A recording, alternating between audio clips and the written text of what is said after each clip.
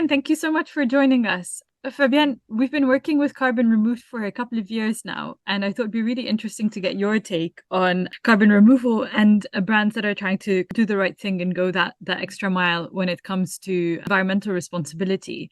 But can I just ask you, first of all, what made you interested in carbon removal? How did you get into this space? Sure, and thanks for having me. Um, Actually, I already learned about climate change probably in primary school or high school, and ever since I wanted to do something about it. I think a lot of people feel the same.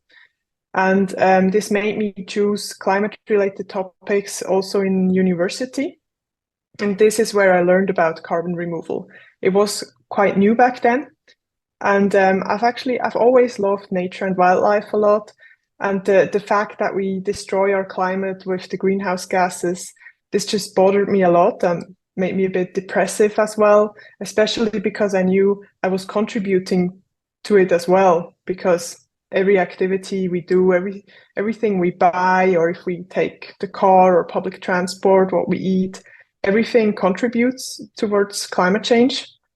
I thought a lot about this in my younger years, and I kind of realized that no matter how much you reduce your footprint, there will always be some rest emissions. Even if you go vegan, for example, eating vegan still produces a footprint, much lower than if you eat meat or vegetarian, of course, but there will still be a rest footprint.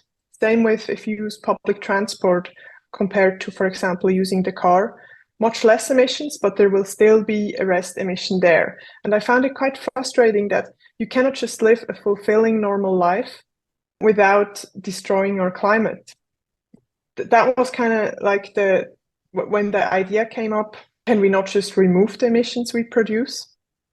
And I started looking into that. And in the start, it was just for myself. I just wanted to be at zero or negative. I wanted to live a good life or a normal life. I'm happy with reducing my footprint wherever I can. But I wanted to also remove those rest emissions. I started to look around how I could do that. And I knew about it from university. Look, what are the different methods, how you can take the CO2 back out of the air. And then I realized it's actually quite inaccessible and very difficult to do. So I had to reach out to several different companies which use different methods. It's there's no silver bullet really. There's so many different ways how to remove CO2, and they all have pros and cons. I started to bundle those and make it accessible on a platform, which is our current platform, carbonremove.com. And right now, everyone can go there and choose which methods they want to use and the amount of how much CO2 they want to remove. Could And you that's tell kind of me? how it came to be. Yeah. No, that's great. Thank you. Really fascinating. I'm hearing you saying that you felt quite depressed and downbeat about the kind of environmental impact that you had, even with a more conscious way of being, and so decided to think about the obvious solution of how can't we just put them back into the ground? How do we do that? Before we get into how we do that, Fabienne, a question to you. What is the difference between carbon removal and carbon offsetting? I've heard a lot about offsetting and I've heard it doesn't really work.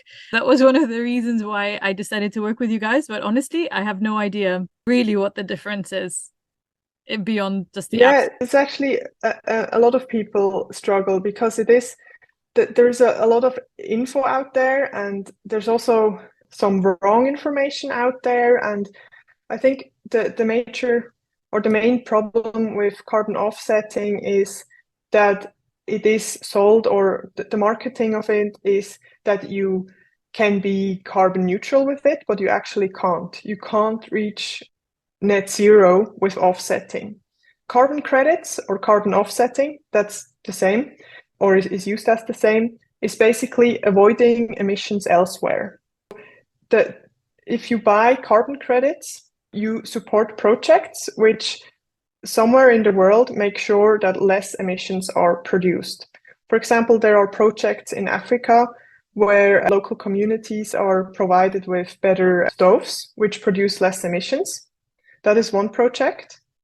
And there's lots more, but the problem is it's a good thing. I think both is good, but offsetting or carbon credits is more of a reduction. It's like you can reduce your own footprint or your company's footprint, or you can reduce someone else's footprint by giving them money to do so.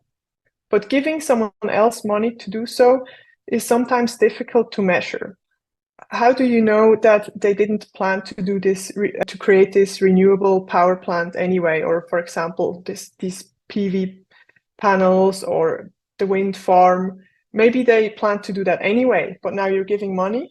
And so that is a bit the controversial part. There was also some projects where bigger companies, that there are some documentaries about that, where bigger companies, I will now not name names, purchased carbon credits to make sure forests are not cut down. But actually, these forests were not going to be cut down anyway. Each year, they purchased carbon credits for a forest not to be cut down. But that forest was not going to be cut down anyway. So actually, that CO2 wouldn't have been released anyway. So that is a bit the difficulty. Right. Does that explanation make sense, more or less? More or less. What you're saying is you're investing in projects that kind of try to stop the emissions as opposed to actually reverse the emissions. Broad. Exactly. No, you totally got it. You probably even say it better than me. It's really about avoiding emissions from happening versus reversing the emissions.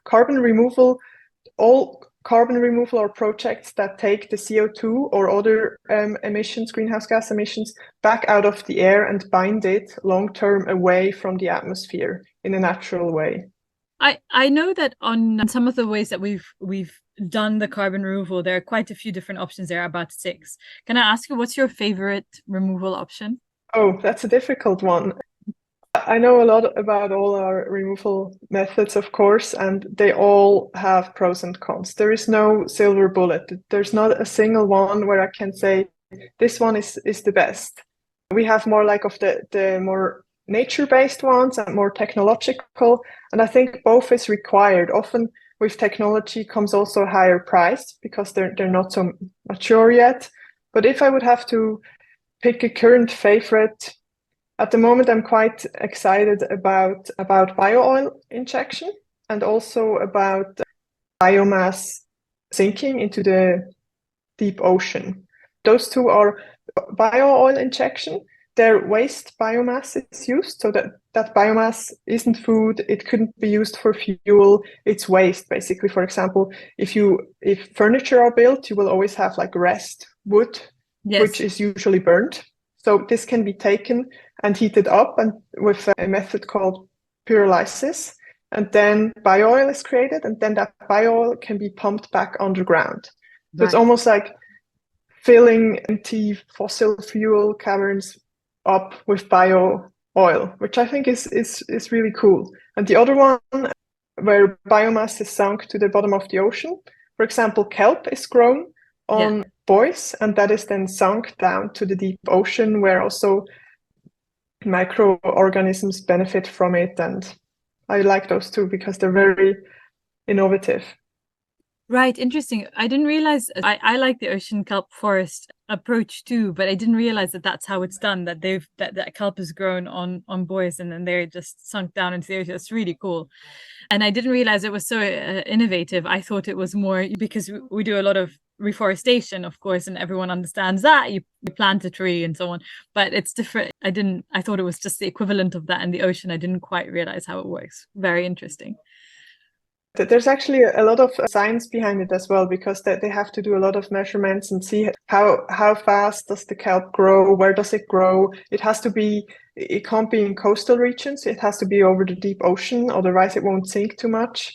And also it has to grow heavy enough to then sink by itself, and everything has to be biodegradable, of course. There is still a bit of science behind it, but I understand why it's still also the technological methods are in the end nature-based in a way. Yeah, it is. It's fascinating. But yes, you're right. There's an intuitive bit of understanding it, but there's a lot of science that goes into the simplicity of the idea. Great. So you described a situation where you felt a little bit depressed by the state of affairs. You tried to do something about it. What has been the most rewarding bit of the job for you? There are several rewarding bits doing that work. For sure, the best one is that I can work on something which actually helps the planet, helps the future generations, helps nature, wildlife. This is really rewarding. And also it's exciting to see the rapid growth of carbon removal. When I started learning about it in university, it was nowhere. It was just a concept. And in the recent years, so many new companies and organizations came up with new methods, and they're working hard to get that carbon removal going. So that's super exciting.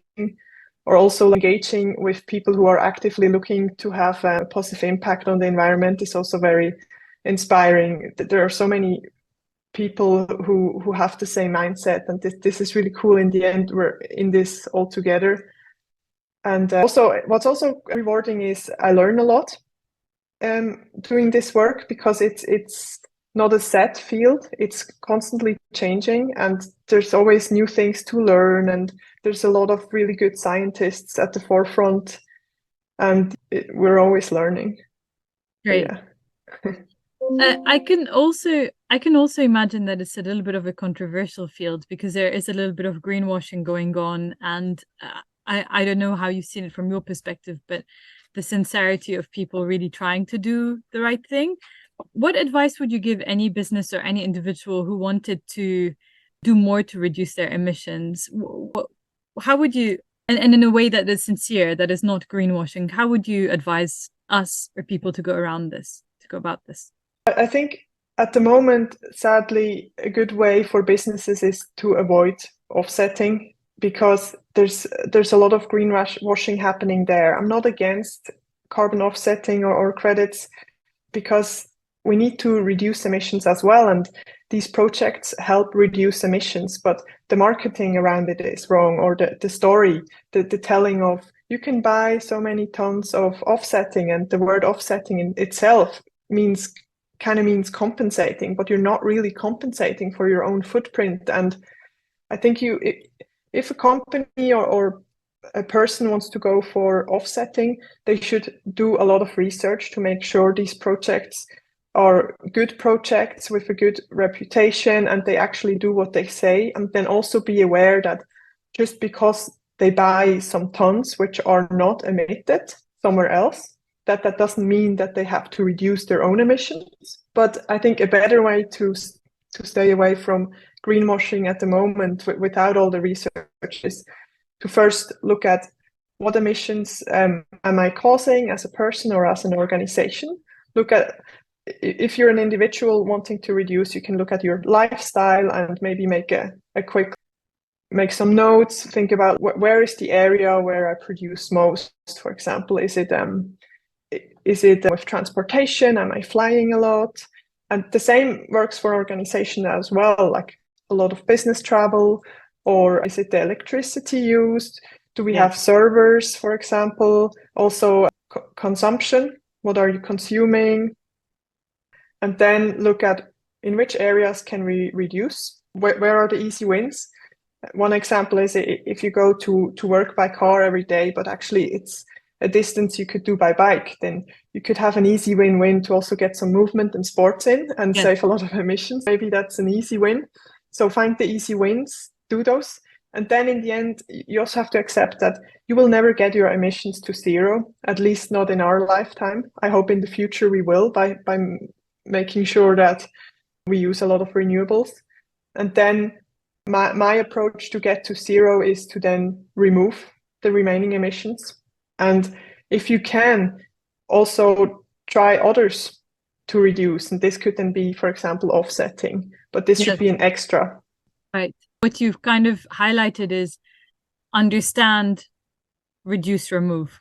So first understand your emissions, then do what you can to reduce them, and then what you can't reduce, just remove, which sounds realistic. I think for us, the measurement bit is the most interesting bit.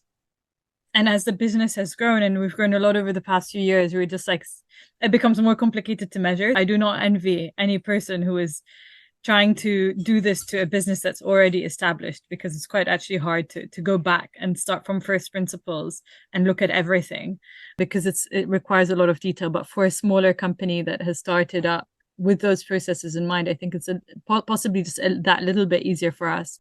And then final question from me. We know we're coming up to Christmas, and Christmas is a heavy shopping and waste period. Waste, I mean that nicely. I'm sure we all get presents that we love, but I'm sure we also all get some that we don't really want. What advice would you give for someone who's trying to be a conscientious consumer?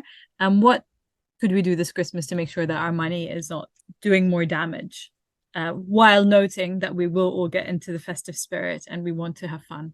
This is always a big topic every year.